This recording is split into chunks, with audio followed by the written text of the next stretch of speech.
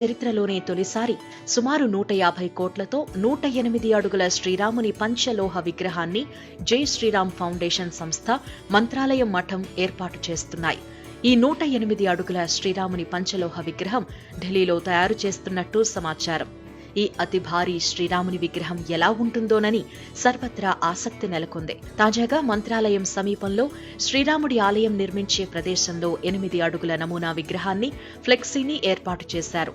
మంత్రాలయం రాఘవేంద్ర స్వామి దర్శనానికి వచ్చిపోయే భక్తులు, యాత్రికులు ఆసక్తిగా దీన్ని తిలకిస్తూ ఫోటోలు దిగుతున్నారు. 108 అడుగుల శ్రీరాముని పంచలోహ విగ్రహంతో 3 ఏళ్లలో ఇక్కడ శ్రీరాముడి ఆలయం నిర్మాణం పూర్తి చేసి భక్తులకు దర్శన భాగ్యం కల్పిస్తామని జై శ్రీరామ్ ఫౌండేషన్ సంస్థ ప్రతినిధులు తెలిపారు. మంత్రాలయం మఠానికి తెలుగు రాష్ట్రాల నుంచే కాక కర్ణాటక, మహారాష్ట్ర నుంచి కూడా భక్తులు వేలాదిగా తరలివచ్చి రాఘవేంద్ర స్వామిని దర్శించుకుంటారు. మంత్రాలయం సమీప